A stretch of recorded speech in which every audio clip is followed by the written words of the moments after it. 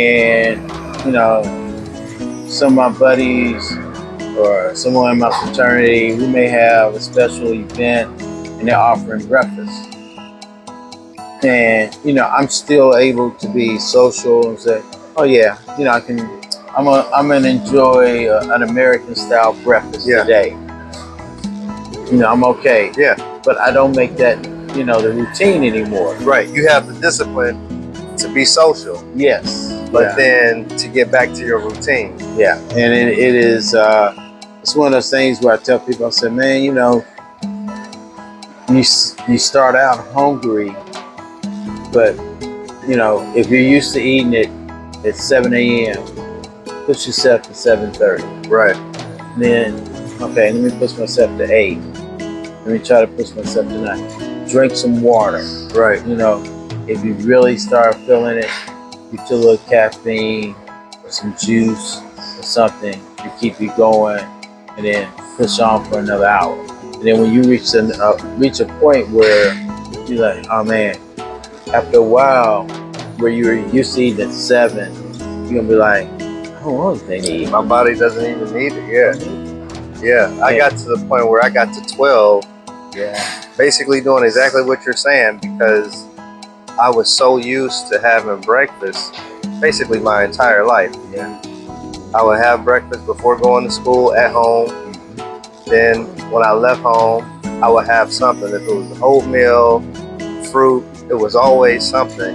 And it wasn't until maybe the last, maybe 7 years, but I was still eating breakfast, but it started to get to a point where I was skipping. And now I'm at the point now where I almost rarely have need it. Yeah. breakfast before 9 or something like that. Yeah. We're at a point now, we'll do normally one American style breakfast a week. Explain to us what an American style breakfast is in relation to breakfast outside of America, because most of my viewers are probably going to know what an American style breakfast is. Yeah. But sometimes we don't know that this isn't always normal outside, you know, so we're almost kind of doing something that nobody else in the world is doing every day. Yeah, you're right. Because see, the Italians taught me slow down.